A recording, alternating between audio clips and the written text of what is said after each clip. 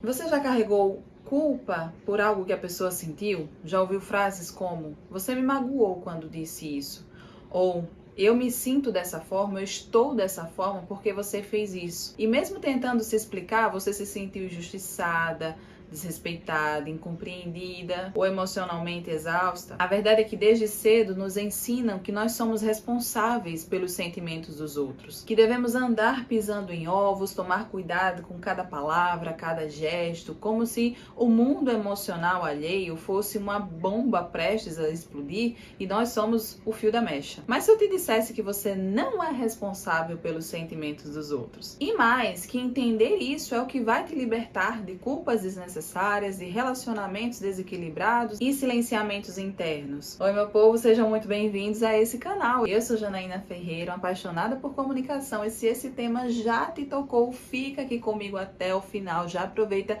curte esse vídeo para ajudar ele a ser propagado pelo YouTube, para que o YouTube entenda que ele é bom, mande para mais pessoas. Se você chegou agora, caiu de paraquedas aqui, se inscreve no canal para não perder nenhum vídeo como esse. E fica comigo até o final, porque hoje a gente vai conversar sobre liberdade emocional, autocuidado, comunicação honesta, sem culpa e sem peso. Vamos começar desmistificando o mito que aprisiona muita gente. Se o outro se sentiu mal, é porque a culpa é minha. Na comunicação não violenta, aprendemos algo fundamental. Ninguém tem o poder de fazer o outro sentir algo. O que sentimos vem da forma de como interpretamos o mundo, das coisas que valorizamos, das nossas crenças, da nossa história de vida, das nossas necessidades. Isso não significa que devemos ser ilhas e não nos preocupar com o impacto das nossas palavras com os outros, mas significa uma diferença que existe entre causar algo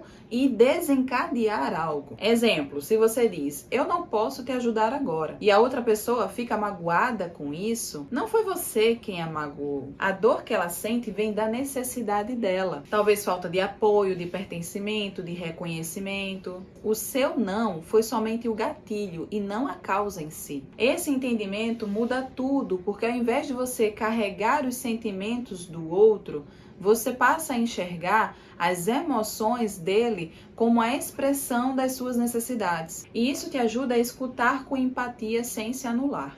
Muitas relações se tornam desequilibradas porque uma das partes acredita que precisa evitar o desconforto do outro a todo custo. A gente começa a dizer sim querendo dizer não, evita conversas difíceis, se responsabiliza por reações exageradas no calor da emoção, naquele momento da briga, quando os dois explodem ou quando um explode, você acaba se responsabilizando pelas emoções e pela reação exagerada do outro, que não se deve fazer. Se culpa por sentimentos que não são seus. E com o tempo, esse comportamento, essa postura acaba gerando ressentimento, desgaste emocional e desconexão de si mesma. É como se a gente tivesse que escolher entre duas dores: a dor de se expressar com verdade e desagradar, ou a de se calar e se ferir aos poucos. Mas eu tô aqui para te dizer que não precisa ser nem um extremo nem outro, tem o caminho do meio. E ele começa quando você entende que ser empática não é se responsabilizar pelo emocional do outro. Você pode acolher, validar, ouvir, mas não pode impedir que alguém se sinta frustrado, que alguém sinta raiva, que alguém se incomode, que alguém se decepcione. E tá tudo bem você não conseguir, tá? Para ilustrar tudo que eu falei, vamos pensar numa situação agora. A pessoa A fala o seguinte: você sempre pensa em você, pedi a sua ajuda e você nem se importou. Aí você fala para essa pessoa: eu escuto que você ficou chateada por ter pedido a minha ajuda e não ter tido. Isso é importante para você. Ao mesmo tempo, ontem eu estava exausta e eu precisava descansar. Eu precisava respeitar o meu limite. Percebe a diferença? E eu sei que aqui parece ser impossível você dizer isso numa conversa, porque essa frase ela foi pensada para ser dita aqui para vocês. No dia a dia, você não vai dizer de uma forma robótica o que você sente. Vai ser natural, vai ser fluido. Você somente precisa praticar, começar a se dispor a falar de uma forma que soe respeitosa, empática, para que o outro se conecte com você. Não é sobre fingir o que você não é, é sobre praticar quem você quer ser de verdade.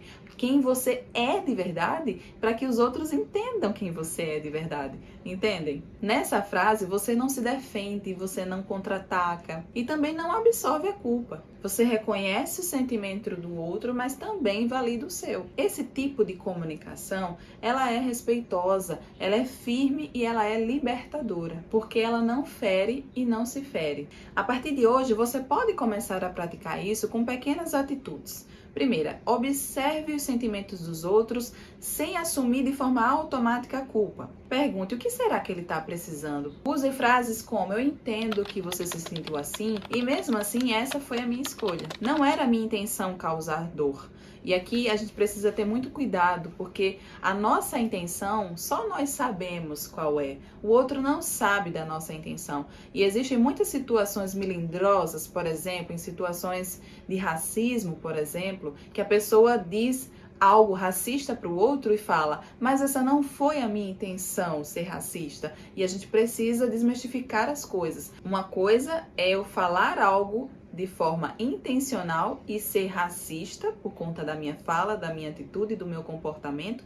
Outra coisa é eu falar algo de forma não intencional, sem realmente ter o desejo de causar a ofensa no outro e a partir disso gerar um aprendizado e uma mudança de comportamento. Tem pessoas que se usam do álibi do não foi a minha intenção para justificar atitudes racistas e aqui a gente tá para combater isso. Comunicação não violenta, ela tá para transformar, não para passar pano em coisas que a gente não defende. Pelo menos eu não defendo e não acredito. Mas se for numa situação que você tá numa relação e você fala algo que magoou o outro, depois você pode tentar se justificar e depois você pode tentar conversar novamente para explicar da seguinte forma: essa não foi a minha intenção, causar dor em você, mas eu precisava me afirmar nessa minha necessidade, porque aqui você reconhece que talvez você tenha passado do ponto, não foi a sua intenção magoar o outro, mas que você precisava se posicionar para colocar limites, para dizer o que você de fato queria.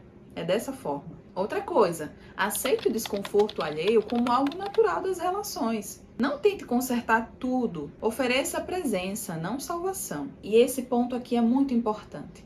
Pratique o autoacolhimento. A gente sempre espera que o outro nos acolha, que o outro nos ofereça um ombro amigo, que o outro nos ajude, mas a gente pode fazer isso pela gente mesma. A gente pode se acolher, a gente deve se acolher. Então comecem a praticar esse autoacolhimento, essa autocompaixão, para que isso se reflita no outro, porque tudo o que a gente precisa está dentro da gente. A gente precisa aprender a valorizar isso, a se conectar com essa essência. Quando se sentir culpada, pergunte a si mesma: eu agi com respeito e honestidade? Se a resposta for sim, respira e solta a culpa que ela não é sua. Mais uma vez, reafirmo, você não é responsável pelos sentimentos dos outros. E essa não é uma desculpa para ser insensível não, tá? É um convite para viver com mais integridade. Quando você se liberta do peso de carregar o mundo emocional alheio, nasce um novo espaço dentro de você. Um espaço de verdade, leveza e vínculos mais fortes, autênticos. E se esse vídeo te tocou, me conta aqui nos comentários. Qual é a emoção dos outros que mais pesa sobre você? Vamos conversar sobre isso?